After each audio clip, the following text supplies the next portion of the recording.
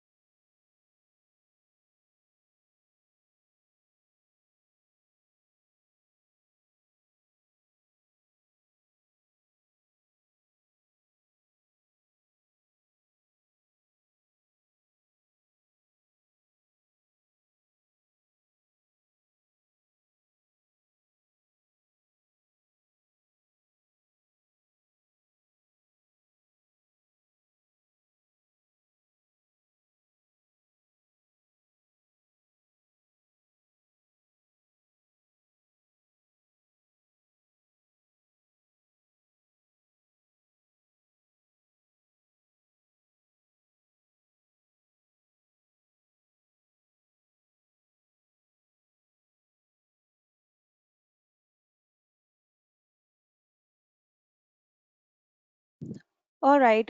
Thank you again, everyone, for joining in. I am Sonal Chawla. I take care of account-based marketing at Autodesk. And before starting our today's session, just wanted to talk a little bit about the theme of today's session, which is sustainability.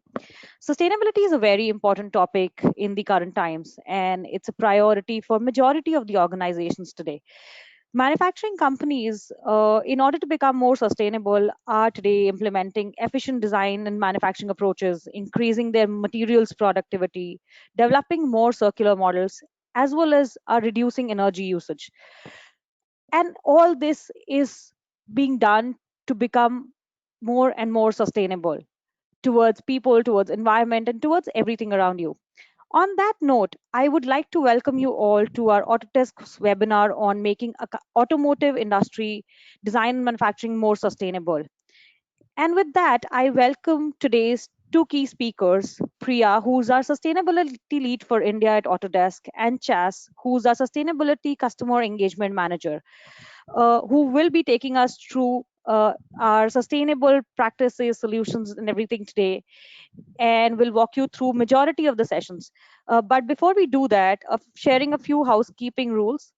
We would like to keep this session fairly interactive, and hence, we have a couple of polls to hear from you and your opinion throughout the session. So one request, please do participate in the poll, and it'll help us understand you and your organization better.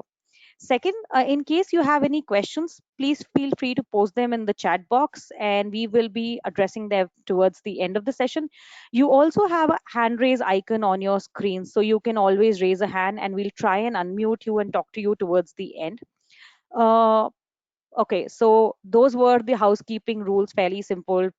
In case you are not able to hear us, please feel free to type that in the chat box as well, and I will respond to you. With that, let me call upon our main speaker for the day, Priya.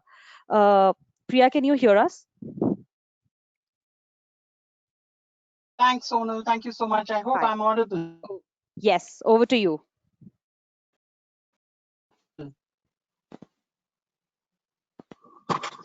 Hello? Priya, we can hear you.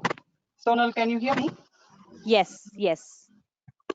Great. Thank you so much. All right. Good evening, everyone. As you can see, I'm interacting with each one of you with an amazing ambience that we are all familiar with, the car. Uh, and I am on the road chasing a network that would help me have a seamless interaction with each one of you. So apologies for the familiar noise of the cars wheeling around or the trucks honking around. I'll try to, well, I'm just introducing, so I'll try to keep it as simple before I hand it over to my colleague and the subject matter expert, Chas Sullivan. So to get going, I am Priya. I lead the sustainability initiatives for India and the other markets within APAC.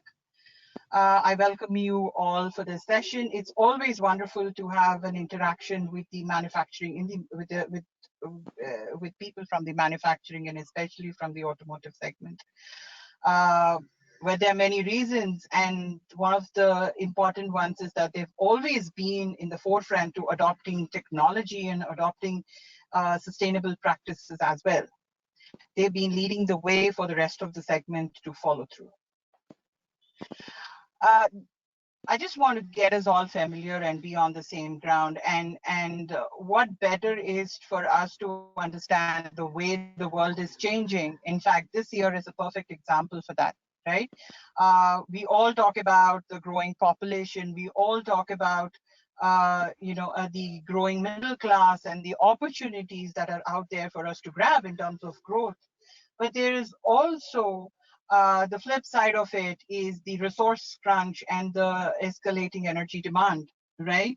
Um, and this year, the pandemic threw in another surprise it has. It threw in a need to be more connected, a need to be more technologically connected, and of course, rethink on the way we are living our lives, or on choices of our lifestyle, our choices on how we design and make things.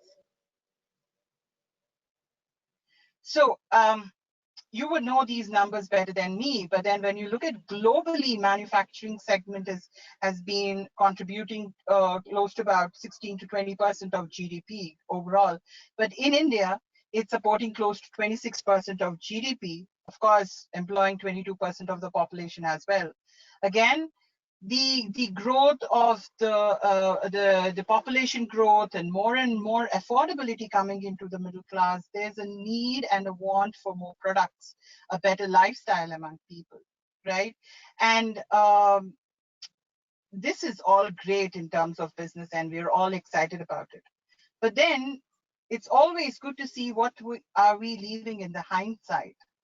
And definitely the carbon emissions as a narrative, the fuel efficiency, the energy efficiency narratives are always there to remind us to be more responsible about how we make things. Now, from how we make, we take a step back and say it also depends on how we design and make things.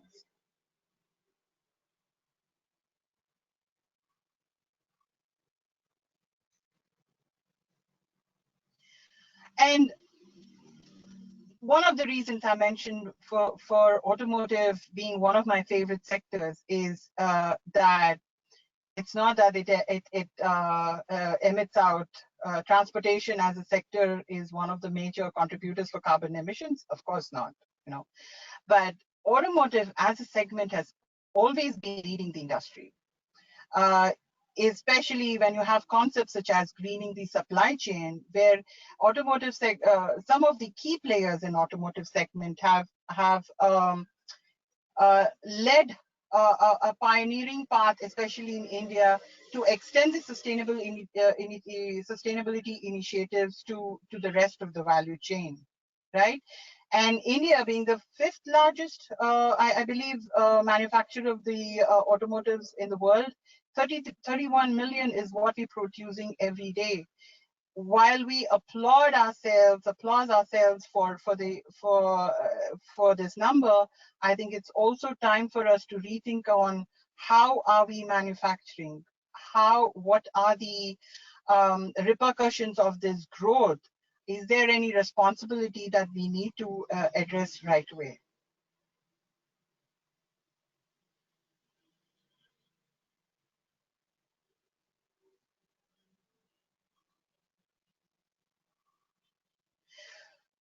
That brings us to why Autodesk is talking sustainability. You see, all this while we were talking about the happy news of the growth, the way the market is booming. May not be true for the current times, but then we are out there to pick it up. And the trend of the lifestyle changes, the affordability that is looking for better lifestyles, better products, better options, but also the fact that we can't shy away from the fact that the growth is not going to slow down or diminish. It might slow down a bit, but it will never be gone. More is inevitable, right? But also the fact that the natural resources that we use, are also limited. There is in the for instance, during the pandemic, which hit the regular conventional supply chains, the manufacturers are forced to look at alternative materials to keep the production going, right, to meet the growing demands of the market, right? This calls in the opportunity to do better, the opportunity for better. What at Autodesk we believe is to relook into how we are designing, defining, and making things. And we're not alone in this space. We have market drivers that have been pushing the various stakeholders to rethink on how we are making things, how we are be it construction, be it manufacturing, and so on.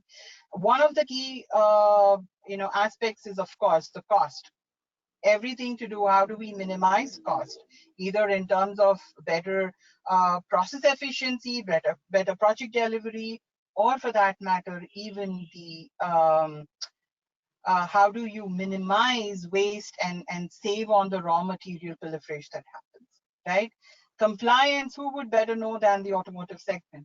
Compliance has always been one of the driving factors, and it continues to do so in India. But here's an interesting trend with automotive. A study by Capgemini mentioned that automotive segment has always been a step notch or a step higher than the regulation, right? It didn't wait for the regulation to hit them, but rather they took a leap forward to create the safety standards, to create a better products, right? Or even a better sustainability practices. It fed into what the organizations believed as the brand purpose, right? We have names that we can call out. We're all familiar with those leading companies of the world, and of course in India.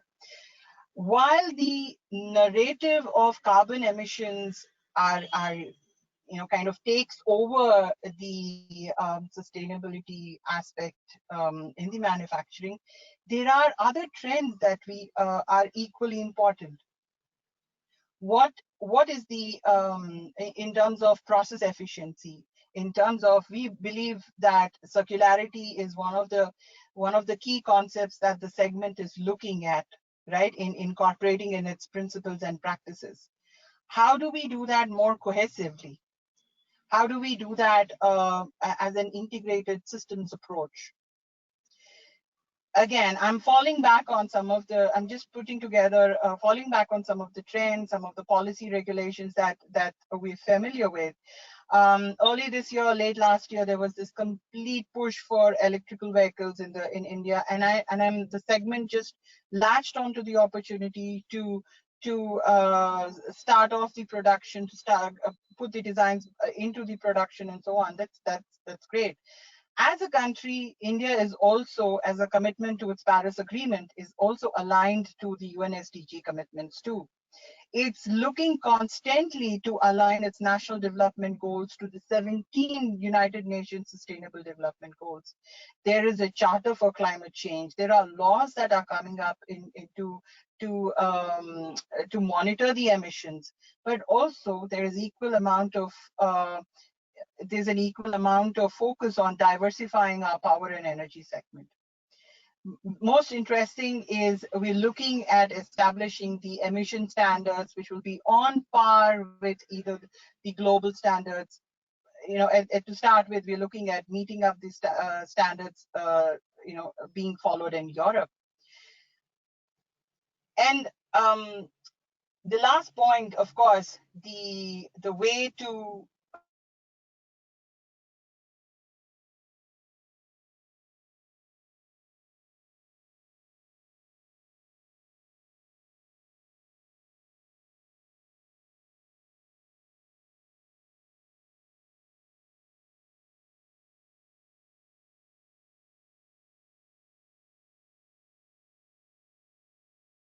Capgemini report, which said that the overall interest of the stakeholders or the investors, overall, sorry, I think I have lost audio in between, but Yeah, getting back, Priya. overall the interest, yes, yeah, Yeah, sure. we lost you in So between. Yeah. I will just repeat that. So overall, the interest of the investors from 2015 onwards has grown tremendously, right? And there are investors who are looking at um, aligning with an organization which is driven by a purpose, a responsibility, right? The two key factors which I'm seeing as a trend that's enabling the segment to lean more towards sustainability. One is the stakeholder investment interest in sustainability. Two, the consumers, as we know, are becoming more intelligent and more aware of their choices, and they're very clear about not just the mileage conversation, but they're also talking about how safe is my car to the environment. When these are some of the trends that we're seeing as we probe. Automotive is one of the key sectors that we engage from Autodesk point of view. And while we are engaging with many of our stakeholders, here are some of the sectors as initiatives that we have seen pick up interest in many of the organizations. R&D definitely tops the list. Definitely and then comes the manufacturing and operations. But you see, one of the key things is also that they're trying to look at integrating circularity as a principle into practice. They're also looking at, how do you extend it to the complete value chain? But one thing that's fairly missing here is there is an isolated approach to all these aspects, and there is a need to bring a cohesiveness and a total holistic approach to it. And IT or a technology driven by data driven approach and AI can play a very vital role in bringing about a change here.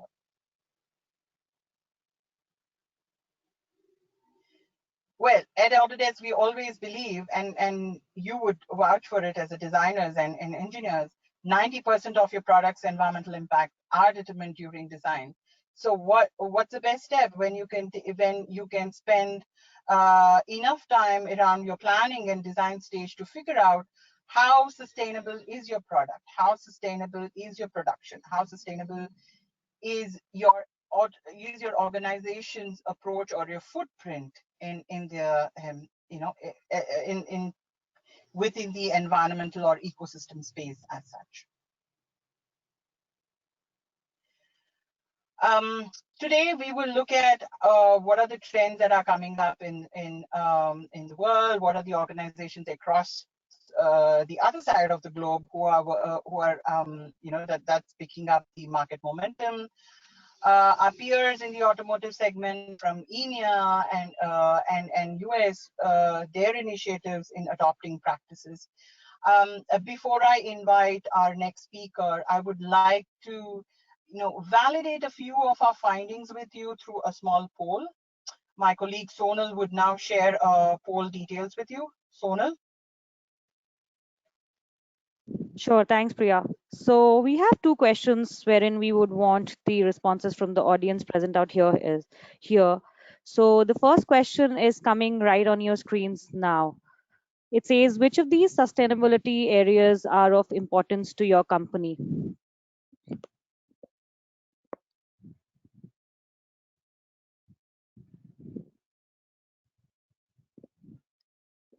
Okay, I see people responding now. Priya, we'll just give it a minute for everyone to respond.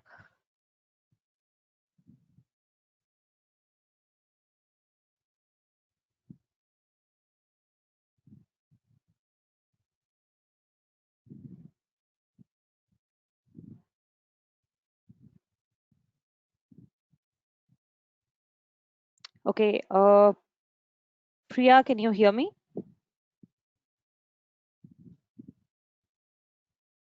Yes, Sonal, I can. Yeah, so while we have the responses coming in, I see majority of the folks responding around improving process efficiency.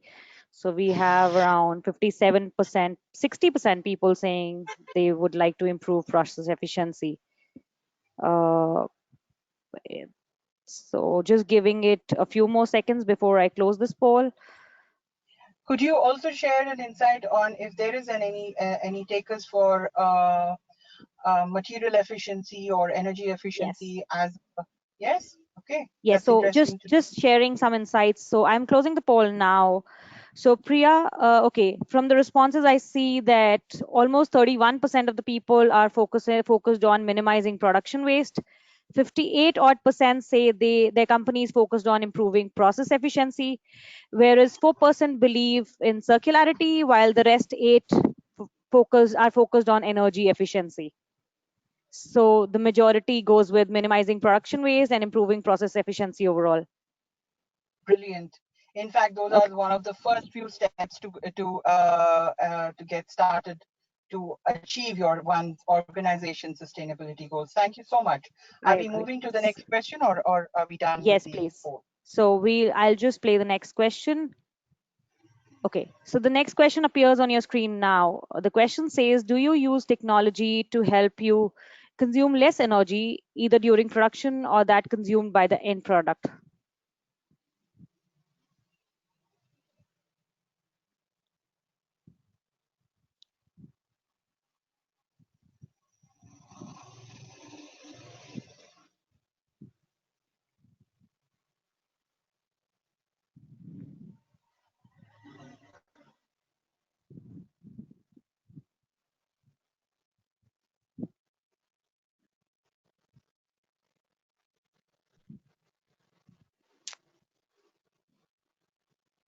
Okay, I'll be Yes, closing the Sonal, I poll in think next 15 seconds. Yeah, so just giving a couple more seconds to the people who are responding in right now. Okay. So, all right, closing the poll now. Priya, I have the poll results. So 58% believe yes, 11% okay. say no, whereas 32% are not sure. Brilliant. That's awesome to so we do have quite a few people who are aware of their energy efficiency requirements within the process. All right, thank you so much, Sonal. Well, Um, moving on with our next segment is our key speaker and my dear colleague Chas Sullivan, who's are the subject matter experts in the automotive space, and he would like to share he's a global customer engagement manager for sustainability in the design and manufacturing space, and has worked with quite a few global automotive organizations in Europe and in Americas. And this is his first time that he's interacting with the with people in India on automotive segment. So he's more excited than each one of us here. Chaz, over to you, my friend. Priya, thank you so much. And I'm just confirming that you're seeing the main presenter slide and not the notes. Absolutely, we're seeing your screen. The first All right. segment is presentation mode. Wonderful. Well, thank you so much, Priya, for the introduction, and Sonal for the polling questions. That gives us a wonderful idea about what people are focused on and concerned with right now, and how you're starting to look at this. So first off, I want to say thank you for giving your two most valuable resources, your time and your attention. We're enthusiastic to share some ideas to help you meet your goals and commitments. And I know that we've all been on many webinars lately through this pandemic, so I'm going to do my best to keep it entertaining. My name is Chaz Sullivan, and I'm on the Autodesk Sustainability and Foundation team.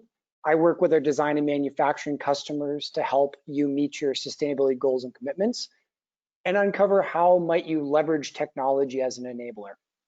So today I'm going to share our perspective on sustainability in the design and manufacturing space.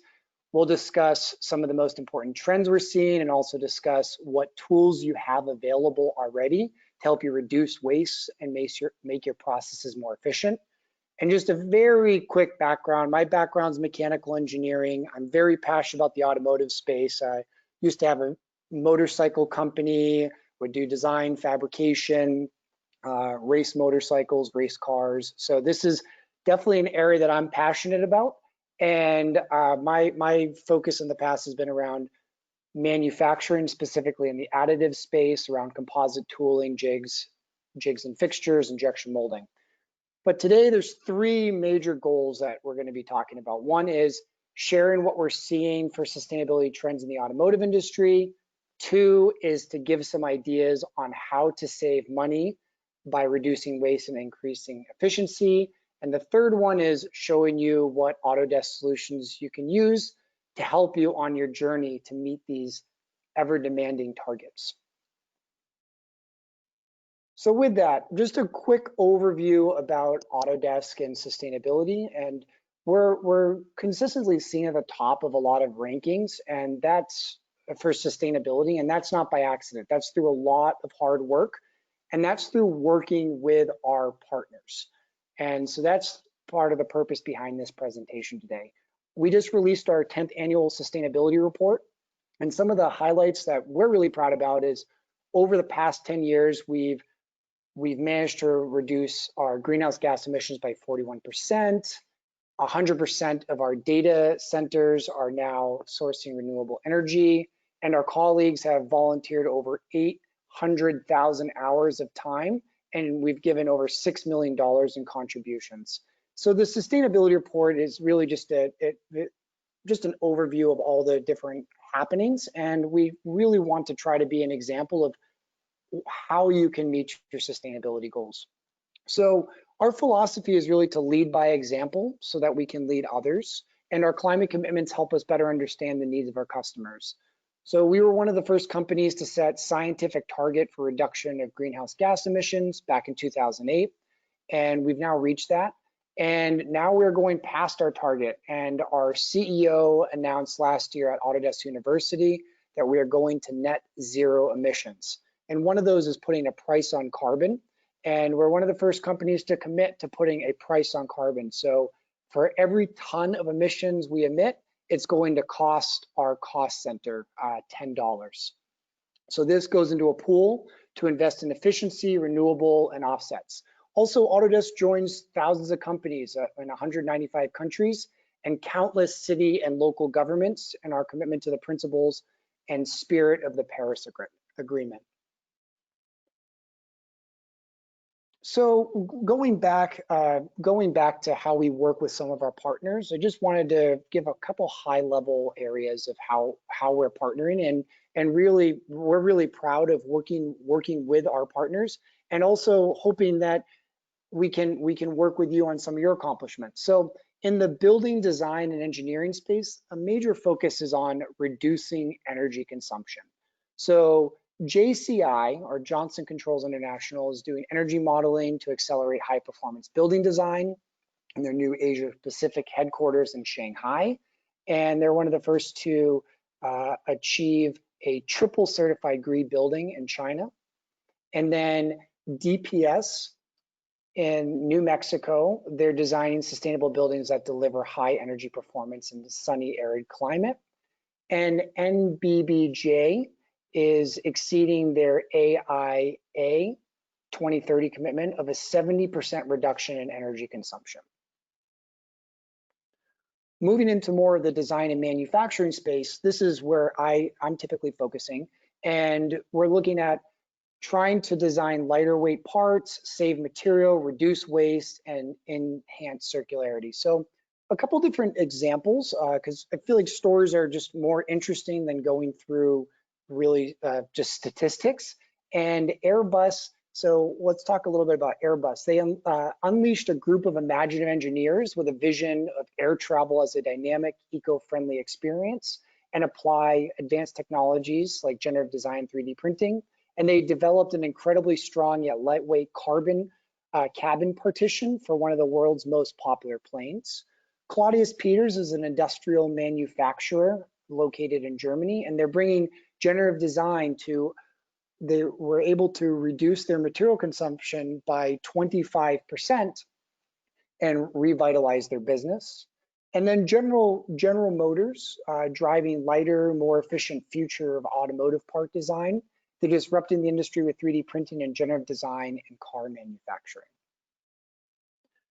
One more piece about just Autodesk, we have an Autodesk Foundation, which is really focused on more than just charitable dollars. So one segment is investment, so impact investing, so investing in startups that have environmental or social impact goals, and then also with philanthropic grants.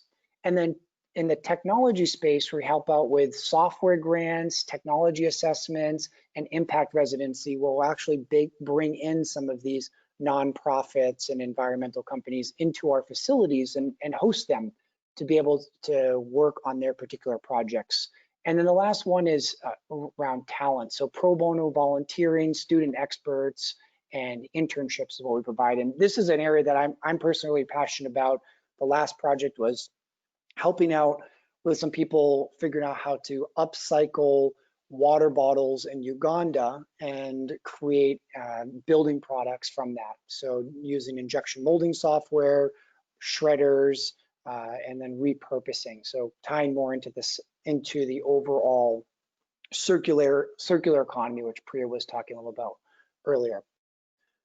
So the next piece is, why are we focusing so heavily on sustainability? So what we're finding when we work with external consultant agencies is that 89% of our largest customers are committed to sustainability.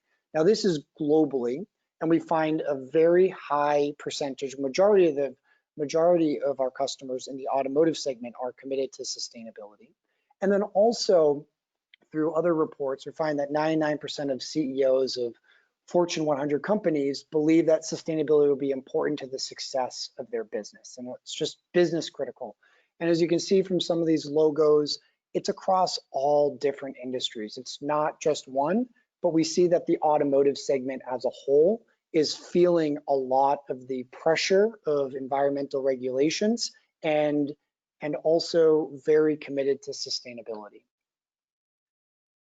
So we're seeing this in two major areas. There's two major focus areas. One is around material productivity. So doing more with less is what we call productivity. And manufacturers can improve your bottom lines by leveraging technology to increase your energy productivity and materials productivity to meet the needs of many while using less resources. So going a little bit deeper, there's three major trends that we're seeing in the sustainability for design and manufacturing. So the first one around material productivity and circularity. So one easy way to think about this is around the 3 R's: reduce, reuse, and recycle. So reduce, lightweighting your products; reuse, to design your products to be disassembled for circular economy; and then recycle, just preventing your waste from being sent to landfill. The second area, energy productivity and smart manufacturing, you can consider deploying the IoT and smart technologies, which will help to enable you to track your performance, predict and schedule maintenance, reduce the breakdowns, and reduce your overall machine downtime. And then also 80% of the global trade is flowing through multinational corporations. So responsible supply chain management is critical. So Priya was starting to talk a little bit about the circular economy at the beginning. And so what we're seeing is traditionally there is a linear manufacturing process. Take natural resources, make a product, and then it ends up in the landfill. If you look at biology that's been around for billions of years, there's no such thing as a landfill. Everything is in a circular system. So with that, there's different design tools that you can incorporate to be able to create this fully circular system. So thinking about what's going to happen, instead of cradle to grave, think of cradle to cradle. So what's going to happen with these products at the end of life? Because a lot of times there's many valuable resources still left, whether it's aluminum, lithium ion batteries, whether it's other composites. There's still value in these products that a lot of times just end up in a landfill. So it's wasting money for your organization as a whole. So with that, there's a whole space on our website around the circular economy. So there's all these different tools for being able to design. So there's videos there, there's workflows, there's ideas for the overall circular economy, tools that you have available already, that you can be leveraging. Another area is how we're engaging with our customers is looking at doing these type of user research workshops. So this was an example of one that we did in San Francisco, where we partnered with IDEO, which is a design strategy company, and brought in a bunch of our customers, and we're looking at different aspects of tools that they're using now and tools that they want in the future, and then being able to look at plotting people out about how effective is your company on incorporating sustainability, and then also how much personal influence do you have on your company's sustainability efforts. So that's one of the many ways that we're interacting with our customers to truly understand what your needs are and what you're trying to accomplish in sustainability. And so there's many different activities like this. There's executive briefings, there's innovation workshops, there's sustainable manufacturing workshops. So if that's an area that's of interest to you, to have a more engaging experience around on these workshops, as opposed to as opposed to maybe a webinar or a video, we have these type of workshops as well that you can connect through. So now let's look at the actual automotive commitments and solutions. So looking specifically in India, we see that Tata is one of the many leaders in sustainability, and Tata Motors has been consistently recognized for excellence in programs aimed at benefiting the community. Jaguar and Land Rover are also really focused on sustainability, and we're seeing so many of the organizations, there is a pressure to be able to meet these environmental regulations and also these sustainability commitments coming from the top of the organization being pushed downwards.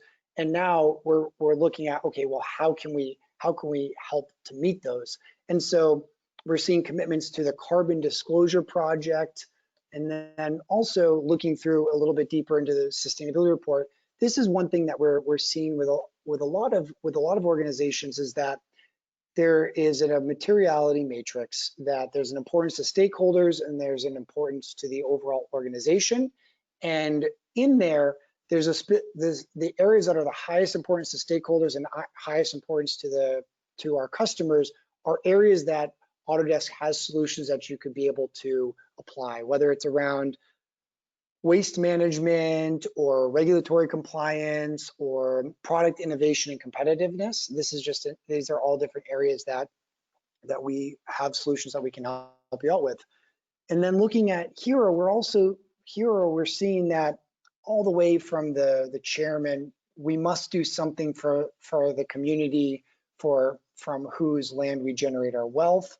We're seeing commitments to the UN SDGs, which Priya touched on a little bit earlier, around number 12 is responsible consumption production, 13 is climate action, and 14 is around life and water. So that's one area that we're seeing a lot of commitments. Also, the zero waste to landfill is an area that we're seeing a massive focus on. So material productivity. And then if you look at the very bottom, there's energy savings on projects. So there's a lot of our customers that are signing up for different energy saving projects, whether it's a smart solar powered tree that is automatically rotating to capture the most energy from the sun, to dishwashing machines using solar thermal energy, to efficient heat pumps that are using upcycled water to be able to clean crankshafts. That's what we're seeing here. So there's many different creative ways that we're seeing a lot of companies focus on meeting sustainability. Now it's all tied back to improving your bottom line. So material and energy productivity really does connect back to improving your bottom line, and that's the creative space that we're really focusing in on. Now, one last customer, Toyota, we see that they have 5 different challenges, and in those particular areas, on challenge 1 through challenge 4, are areas that we're able to really help out with solutions that are already available to you. So for instance, there's around the first challenge on new vehicles and emissions challenge, you're able to use products like TrueNest, which can help to organize sheets and optimize cutting. You can use NetFabb for additive manufacturing. You can use generative design for lightweighting. So there's many different tools that you have available that will align with your particular sustainability goals and commitments. And we find very often that when you tie your specific projects to sustainability, there's often more budget that's available.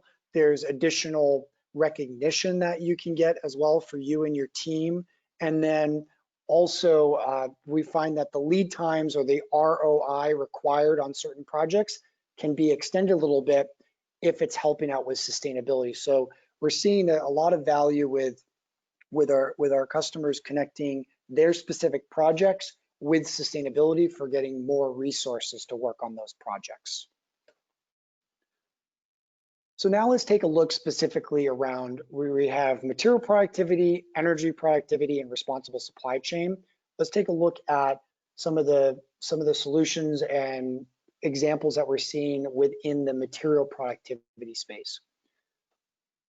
So why do people need to be able to lightweight?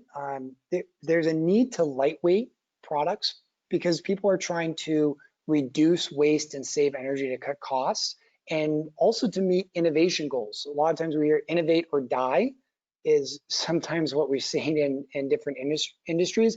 We also realize that engineers and designers are very busy and don't necessarily have the time to always figure this out. So by applying generative design, which uses artificial intelligence, as well as NetFabb, you can create newer, lighter weight designs, consolidate parts, and optimize your 3D production to further reduce waste and energy. And so this combines lightweighting, part consolidation, optimizing 3D printing. We're seeing typically people are using this, the typical people using this are designers, mechanical engineers, as well as innovation teams. Now, how does this tie into sustainability? Material productivity, as well as energy.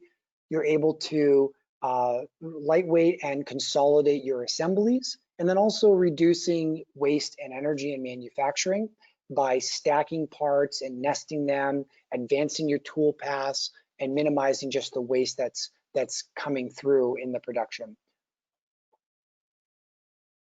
So let's take a look at the general workflow, or how do you do it? So you can go from generative design and NetFabb. So you set your goals and constraints. So you put your boundary conditions on there, you put your loading, you put any areas that the part can't grow. And so you set your goals and constraints.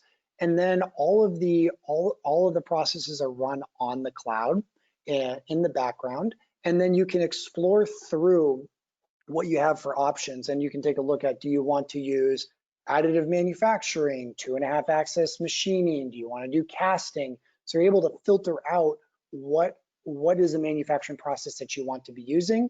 You can download those results, and then you can send it over to NetFabb to be able to optimize your print process. Now, for those of you that worked in the additive manufacturing space, for instance, metal 3D prints, a failure can be very, very costly, whether it's a recoder blade or one of the lasers failing or too much shrinkage or warpage.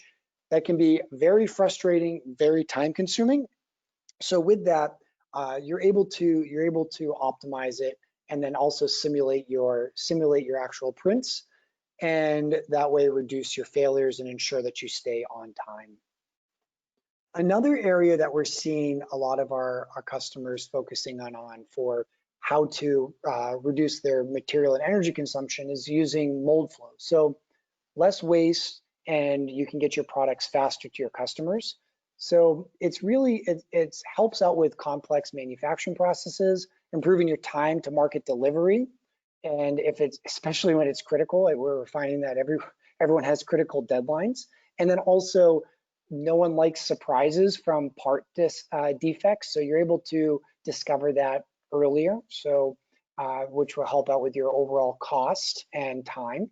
And then also just wasted material from overfilling the shots, or looking at hot runners versus cold runners. And so there's a tie-in to wasted material from excess part thickness or adding in extra ribs into components. You're able to optimize, okay, what is the right amount of ribs to have? What is the right wall thickness to have in these injection parts? What is the right draft angle for these parts to make sure they don't get stuck in the mold? So these all can save you from wasting material, whether it's scrapped or also just the surprises that come through in the manufacturing process. Even things like weld lines. Weld lines, you're able to see where the weld lines are, and that could cause a part if there's something that needs to be aesthetically pleasing or it's not coated afterwards.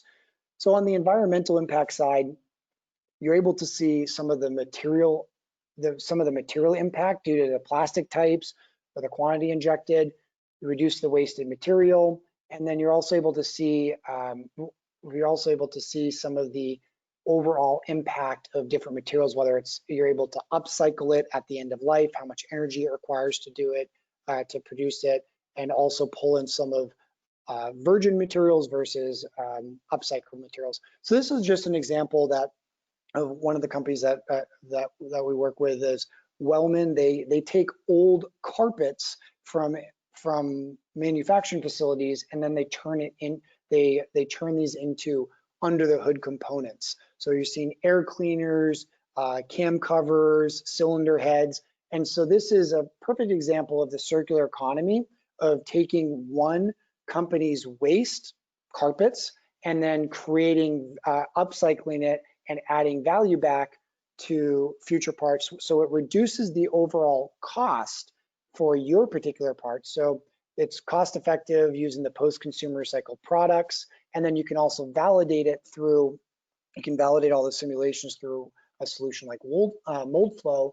And then there's entire eco lines. So we're seeing an increase in polymer companies, whether it's like a Covestro or Bayer or whatever polymer supplier that you're working with, offering more upcycled materials. And then there's also tips to help with things like if you're doing overmolding, you're able to maybe put in some upcycled material that is not as aesthetically pleasing in the core, and then able to overmold that with new virgin materials so that your part meets the aesthetic requirements. Another example is Rheomold, which is an Indian automotive company producing plastic buttons with a 32 cavity mold, and they were experiencing serious production failures. There was an imbalance in how the cavities were filling. 16 out of the 32 parts were being rejected. They were using a material PA66, and they were finding that there was an imbalance in how these were filling, which was causing flash and massive fallout. So running a few simulations, they use the runner balancing module within Moldflow. They're able to simulate their needs, and then they were able to change the size of the runners and the injection size and the overall cooling. And this helps to overcome any overpacking, and with these optimizations, reduced the rejections from 50% to 0%. So that's just I think that's a wonderful example of not scrapping parts, not having any surprises and potentially rejected components where you're not able to meet your lead times, and also just saving costs. So the overall workflow. So when Autodesk Moldflow is opened with a part that has a plastic material assigned, a small widget will appear in the workspace that highlights the result of the design decisions on the product of a plastic injection molded part. You can click on the relevant alert or information icon to investigate the second indicator's value. So in this bottom left, you're seeing some of the indicators that come up. And so there's environmental indicators that show up around what materials do you have available, what's the energy consumption to use these, what is the water consumption to use these, and you're able to get different insights into the overall process. Another tool that we talk about is Inventor. It's a traditional workhorse, but many of the core features, as well as additional new capabilities, help designers and manufacturers address key issues of material and energy productivity. So you waste less and reduce cost and time. And Inventor is really a core product, and it can look at your different material types or plastics, and your overall energy impact. So the different areas within Inventor that people usually are looking at is model-based definition, so helping to reduce scrap, or tolerance advisor, so ensuring that your parts are within the right quality. So if you have stacked up tolerances, that could cause some more fallout, which in turn costs your organization's money and also costs lead time. And then you're also able to look at, with Nastran, look at your durability of your components to ensure that so doing like finite element analysis, you're able to see that your parts are able to hand up to repeated loading. And then also on the production side, you can run, you can process CNC and look at the amount of energy by changing your different tool paths. You can look at your energy and your time consumptions, and then also the amount of looking at the chips and the waste that come from that. And then the last area is within nesting. You're able to nest out your different components and take a look at, well, how can we repurpose these sheets of material that we're using in the past to ensure that we're getting the most out of each one of these sheets and not sending things to landfill. We're seeing as we were talking about earlier, there's a massive focus right now on zero waste to landfill. And so all of these particular areas can help you reduce your scrap and improve your quality, and those tie into the zero waste to landfill goals. Let's switch over a little bit to energy productivity. So looking at increasing energy efficiency with CFD, or computational fluid dynamics. So let's first take a look at what is the problem. What problem is this solving? One of them is a cost of designers changes grow throughout the product development cycle. So the further you are down the process, the more it costs to make any changes. This can help you to identify them early to avoid that. And then there's cost of physical prototyping. So every prototype you get, whether you're doing them in-house or you're working with one of your suppliers to create a physical prototype, it costs you money and it also costs time. And then also heat. Heat is something that and any type of small electronic, you have to be very conscious of. And so as electronics continue to get smaller and smaller and more powerful, the PCB boards are with more components generate more heat. So this will help you to proactively take a look at that. And one of the other pro bono projects that I had a chance to work on in the past was designing solar panels, and the controller module was to be implemented in Africa, and the heat obviously was a massive issue. So we're able to move around a few of the components and shrink the actual PCB board in half by just using natural convection as opposed to forcing a fan. So looking at the different work, there's three major areas that we're seeing CFD being applied. And so one of them is around electronic cooling. So think of cooling fan optimization, natural ventilation analysis, improved enclosure design, airflow visualization, and PCB configuration. The other one is around thermal management. So thinking around natural ventilation or heat dissipation or environmental loading. And the last one is looking at flow optimization. So there's both external flows, so looking at your aerodynamics and drag over, let's say, a winglet or a spoiler. And then you can also look at internal flow, so think of like pipes, and you can improve the size, look at your pressure drop reduction, design specification, improved efficiency. So I'm thinking the first things that come to mind are looking at like an intake, or looking at routing for brake lines. Those are different areas that we're seeing people apply CFD for flow optimization. So just sharing another example, this is a company called Opto 22, and they're making enclosures here for IoT, and they wanted to optimize electronic cooling. So using CFD there on their next design, they're able to eliminate all moving parts. You can see the one on the left was much larger, and the one on the right was the future state.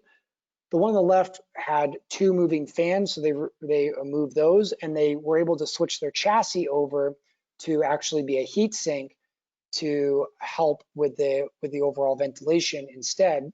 And then they're able to slash the device's energy consumption. So other benefits, they were able to lightweight, so cutting the size in half, that was able to reduce the weight of it, as well as the overall material needed to create it.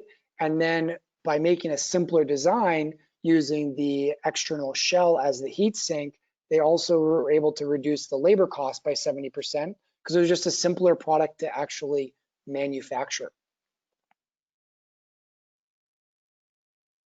Taking a look at improving your overall airflow. So this is just an example of a data center, which obviously uses a lot of energy. And so this is helping to solve waste energy from oversized systems. A lot of times when HVAC systems are designed, oftentimes we're seeing people just over design the system where they make a multiple ton unit when it's not actually needed.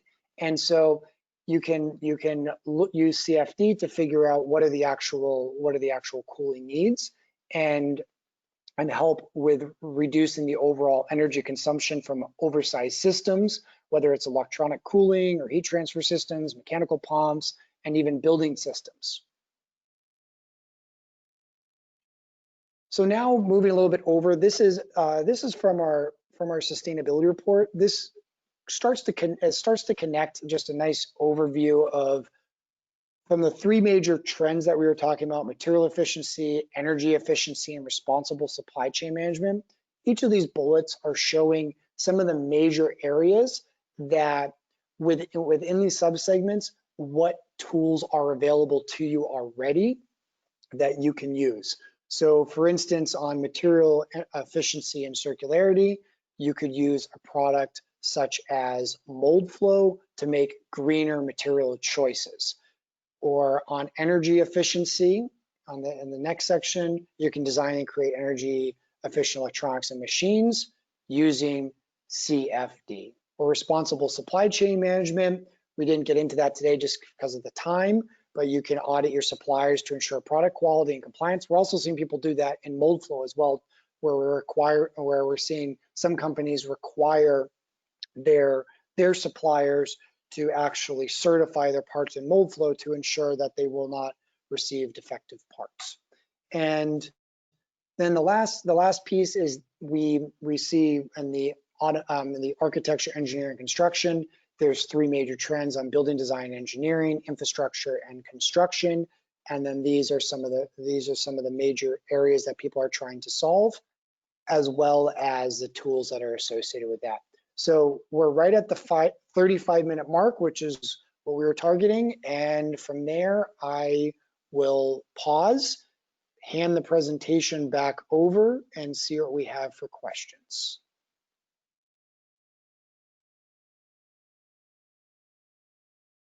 Sure. Thanks, Jess, and thanks, Priya. That was quite insightful. Um, I don't see any questions in the chat box, but I would like to, ask the audience if there are any questions, if they would like to type it in the chat box right now, or if you can raise your hands and we'll try to unmute you and hear your question as well. Also, I'll share my screen here as well. Again, there's a couple. Sometimes a lot when we're working with our customers, it's where do you start? How do you start these conversations? And we typically find that there is budget that is available when you tie your projects to sustainability. So really the goal of today was just to introduce you how we're seeing some of our partners connect their projects with sustainability. And so I just put here some of the some conversation starters, and we could start with like what corporate sustainability goals do you have and how are you trying to meet those. So I'll leave this up in the background as we're waiting for questions to come in. Okay, so thanks, Jess, for that. I see two hand raises. I'll try unmuting them and see what questions do they have. Uh, okay, I see a hand raised from Mr. Ramakant. Sir, can you hear us right now? You've been unmuted, and if you have a question, we would certainly like to talk to you. Yes. Yeah, am I audible now? Yes, please. Yeah. My question is that because I am a mechanical engineer and I have spent 15 years in automotive research and development. In automobile engineering, what happens? The project is defined based on the cost target, quality target. Accordingly, we design a product and the material specification and uh, the uh, the environmental clearances also. But when Chawas is saying that at the mold flow analysis, at that time itself, if he will suggest some materials like how it is going to meet the cost target and all, that is one part. Secondly, do they have specific interaction with the uh, let us say manufacturers before starting the project, so that they can upfront suggest the material rather than spending huge amount of money, resources, time by the manufacturers. All right, thanks, Mr. Ramakant. Chat, do you want to take that one, Apriya? Uh, Yeah, so I can start with that. So on the R research and development side and material selection, yeah, you're in a nice position where you're able to select what the materials are, because a lot of times we see when you're too far downstream the process, you're just trying to figure out how to optimize the design, but you're not able to select the materials. So in both Inventor and in Moldflow, you're able to see the material database that you have available, and with those, you're able to see what is the overall environmental impact or the recyclability. You're also able to pull in some other, I think there's around 10,000 material suppliers in there, at least on the polymer side, and you're able to see what are available for upcycled materials. Now, you as on the R&D side, you're going to be selecting. You're able to select those materials, so you have the impact as opposed to having to manufacture those materials. And so with that, there's a lot of information within Inventor and Moldflow to show you what is the overall impact of choosing those materials. Now, a lot of times there's also thinking about circular manufacturing is thinking about what happens to the product at end of life. So you making a decision saying, okay, this is I'm going to make this out of sheet metal, or I'm going to make this out of additive manufacturing or CNC machining, and it's going to be assembled with bolts versus rivets. You're able to make the determination of what happens at the end of life. And things like, we're seeing a lot of automotive customers starting to try to upcycle their scrapped materials, because like for instance, aluminum, I think 95% of the overall energy consumption is in the creating virgin material versus the second time. If you're able to use recycled aluminum, you save a lot of energy consumption, which in turn ties back to your overall carbon footprint, as well as it ties back to it costs you less as well. So I know that was a kind of a roundabout way of going back to your being on the R&D role as a mechanical engineer and having the choice of materials. There are some tools that are available there, but what I see as usually the most impactful is just coming up to speed with overall the circular economy, because we're seeing all different industries move in that direction to think about what material to use and what you can do with it at end of life. So looking at cradle to cradle versus cradle to grave. And one more question I would like to ask, as you say that in order to save energy efficiencies or improve the energy efficiencies, you are suggesting through CFD analysis, right? That computational fluid analysis, whatever is doing, so based on that only, you are suggesting, okay, this will help you to minimize energy consumption or not. So in that context, I would like to know, just if you could just throw some light, like how Autodesk is helping, like CFD analysis is doing and CSC analysis is giving the result of reducing energy efficiency. But what the role of Autodesk, which is immunizing to give that, we can say the directional of the decisions. how Autodesk is immunized to give the decisions on energy consumption reduction.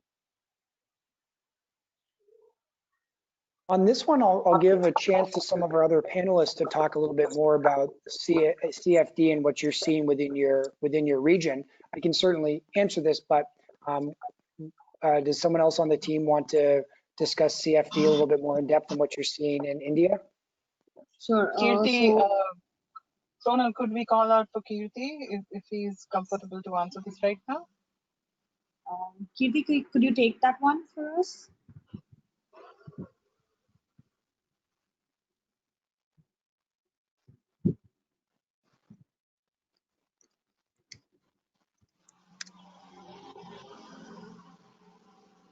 Okay. I think Kirti is having a bit of a technical glitch at his end. Kirti, can you hear us all right?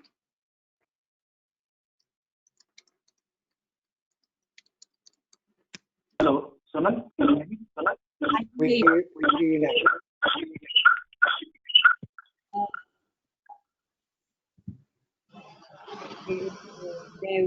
There was a bit of a technical issue at Kirti's end. Okay, no problem. Meanwhile, Kirti is joining back. We have another question. So, Mr. Ramakant, we'll answer that question for you shortly. Our technical person is having some challenges, so we'll just give him a minute, and once he joins back, we'll take your question again. Meanwhile, sure. I see another hand raised from Mr. Rajendra Chauhan, so I will unmute him right now to see what his question is. Mr. Rajendra Chauhan, can you hear us right now? I see a hand raise at your end. Do you have a question for us? Looks like that was by mistake, or he's not connected to the audio right now. No problem. I see another question in the chat box. So it says, can we apply the generative design concept to large assemblies like car body structure or chassis frame of a car, so that it can satisfy different load cases having multiple components?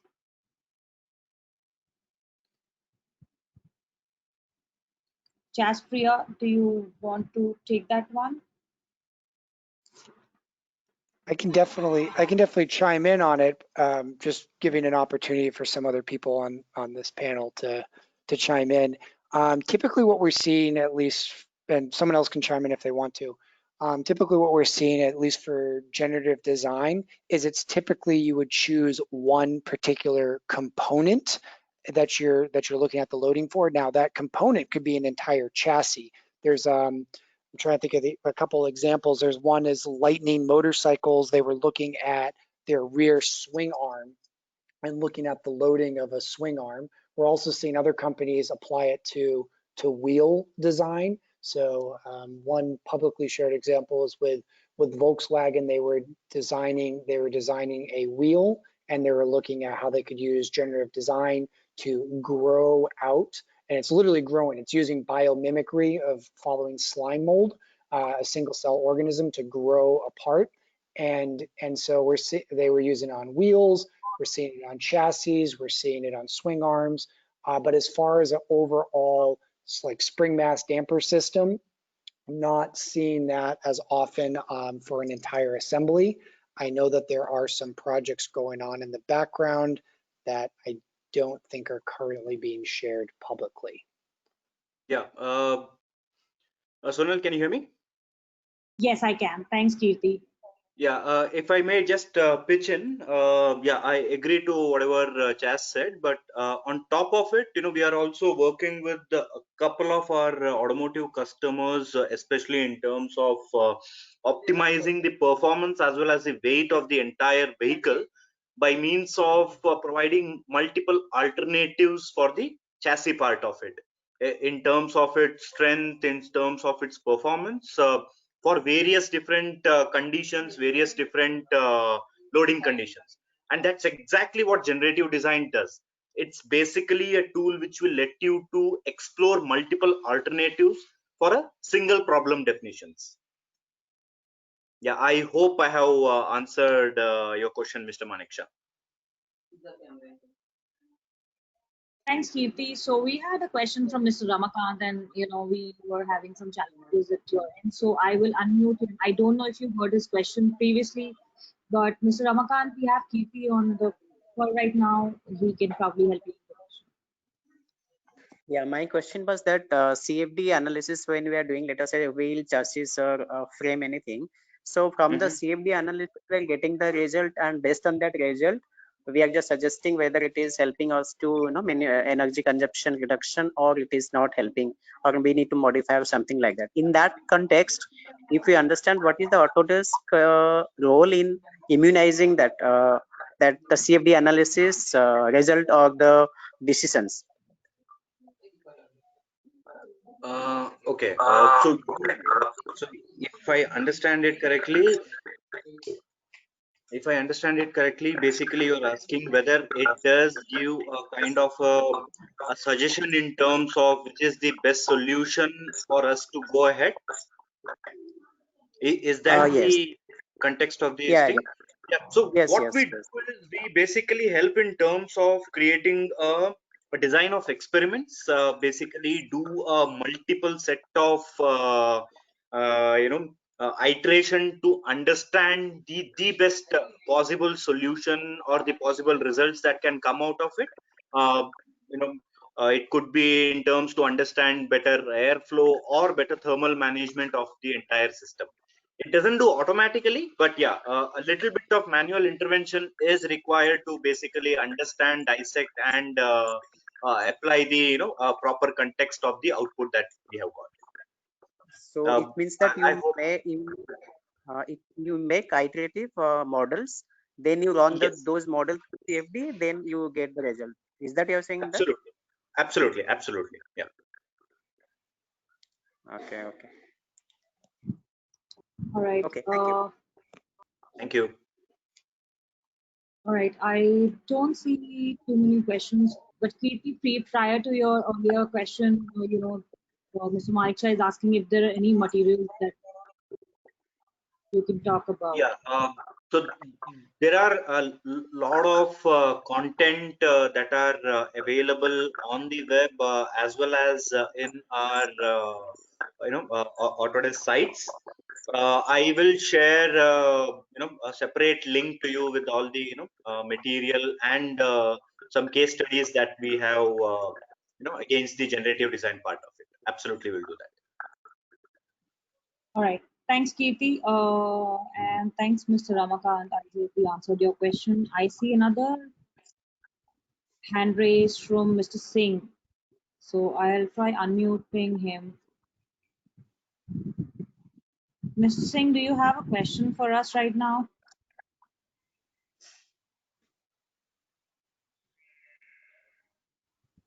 Okay, anyways, I think he's got some technical glitches at the end. So it is so I think we don't have any questions anymore. So before we conclude the session, Kirti, Priya, Chad, Sonal, we any have a final, sorry, Sonal, we have a question that I think we can take. It's from Mr. Shrikant Sate. Is there a way to validate design iterations for a part in workflow in real time to optimize and finalize on one concept during initial stages?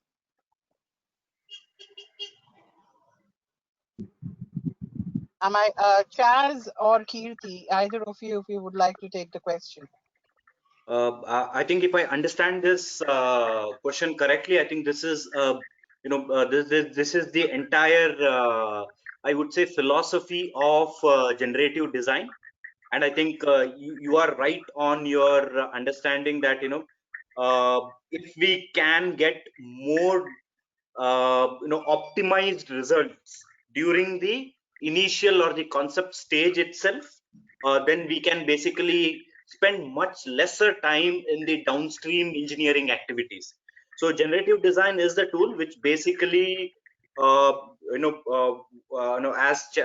Chaz gave a couple of examples. It basically lets you to create multiple design alternatives which fits certain design and manufacturing criteria.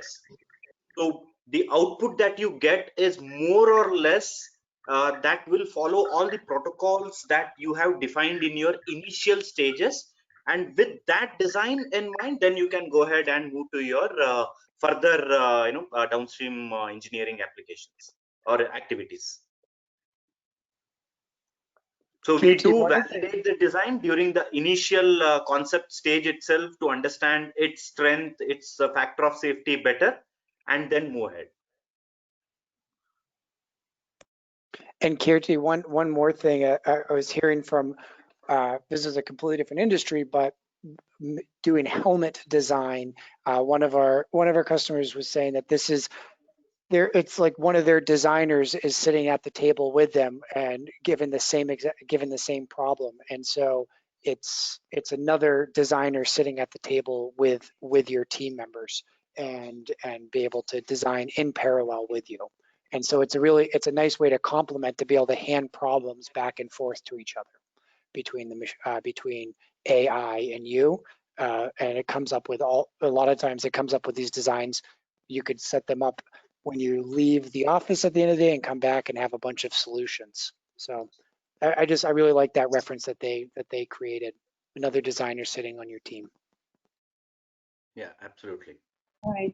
So Kirti, maybe we have another one coming your way. It says, can 3D printing be applied on every complex part that is to be manufactured and the exact result as the part to be manufactured using CNC machines? Yeah, I think this is a pretty complicated question because there's no one single answer. This basically calls for a huge debate per se. We could connect with you, with the person separately, and have a much more in-depth discussion. But yes, we can do 3D printing to the most complex parts that are available. But yeah, in terms of 1:1 against CNC, I think let's have a deeper discussion in terms of the understanding and the expectation. Kirti, you are spot on that. Where coming from the additive space for the last 8 years, it's another tool in your toolbox. It's not one or the other. It's should you use the I'm thinking through my toolbox. Should you use a hammer or like a pry bar? They're complementary, and there's all sorts of trade-offs, whether it's your cost. One thing that I really like in generative design is the cost analysis. And so you're able to look at, well, if cost is one of your major determining factors, you can look at the overall cost of CNC versus additive for your part. And then the other piece that really always comes to mind, at least for me, is additive typically has the same price per part over time. So if you're doing a small quantity, additive makes a lot of sense. If you're doing a higher quantity, that's when you'd move over to like injection molding or CNC or casting, because the price per part goes down and it drops below the price per part of additive. But yes, this is definitely a very in-depth discussion. I could go in many directions, and I would definitely encourage you to follow up with Kirti. Yeah, absolutely. So we will touch base with you, Mr. Moganasundaram, and we will have a much more deeper discussion on this. All right. So we had a fair question today. Before I move on to the last section, which is a poll and a quick feedback from the audience out here, Chas, Priya, do you want to have any concluding statements? Yes. First of all, I would like to thank the participants for their active participation and amazing questions and interactions. But what would really help us to create a more specific, engagements with you and your teams and your organization is, we would really like to hear from you on how often do you, how often is the sustainability concepts or projects come your way? And be it R&D or production or design, where does it fit in? And in case, like Chaz mentioned, when he shared the conversation starters, it would be interesting to know if driving sustainability is one of your personal ambitions or passions that you want to bring it or add into your work day. Feel free to reach out to us. We would be more than happy to connect with you and support you in taking that forward with your organization. That's it from my side, Sonal. Thank you so much. Sure, Priya. So before our audience leaves us today, I would want to really capture a quick feedback from all of you who are present on the call today, in terms of how did the webinar go, and would you like us to connect with you really around sustainability conversations? So there's a quick poll coming your way right now on your screens. Would be great if you can answer this. We do have a couple more sustainability sessions lined up in the coming month. So we will keep you posted on that. Meanwhile, your feedback today will help us improvise on our upcoming sessions as well. So look forward to your votes right away.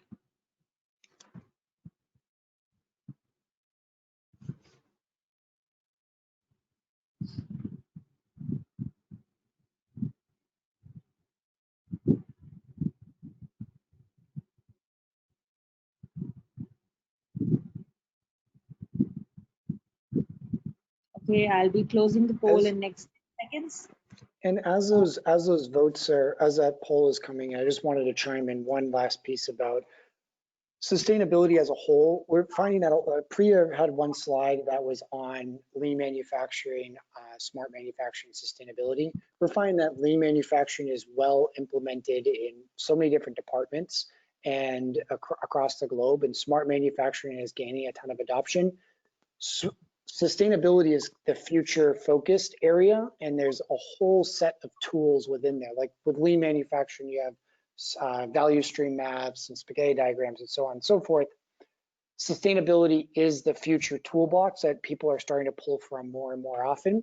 And so we're here to help you on that journey. We find this fun, and we want to be able to work with you to help impact that, and to help introduce many more of the tools that are in that toolbox to help improve your bottom line and improve your overall efficiencies. So that's just my parting note. Absolutely. Thanks, Chas. So this one quick question. We would like to connect with you, for a one-to-one deep dive around your sustainability goals, how we can help your organization achieve some of the sustainable goals from our side. So if you would like to really have a one-to-one conversation with our sustainability team and our experts out here, we would definitely get in touch with you. So, and your responses will help us, if at all you would want to do a deep dive or not.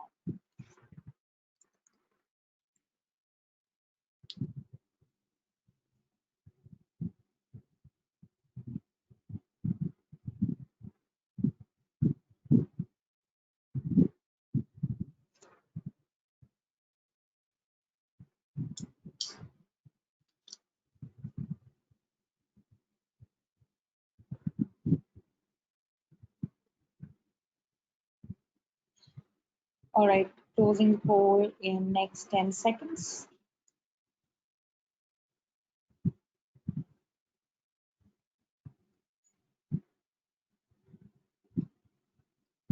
All right, so thank you for your responses there. Thank you, Chas, Priya, Kirti. This session was amazing. I hope the audience found it insightful. Thank you again, Chas. Thank you for your time, especially I know your time zone is different. So thank you so much for taking out time for this. And thank you, Priya, for walking us through the presentation today. And thank you, Kirti, for supporting us with all your answers. I hope all of you on the call today like the session. We will be conducting a lot more sessions in the coming month. We will keep you posted. In case of any questions, feel free to reach out to any of us, and we will be happy to support you. With that, I'd like to close the session today. Thank you again. Thank you everyone for joining in. Thank you, speakers. Thank you, Kirti. Have a good day ahead. Thank you. Have a wonderful day. Thanks, everyone. Bye.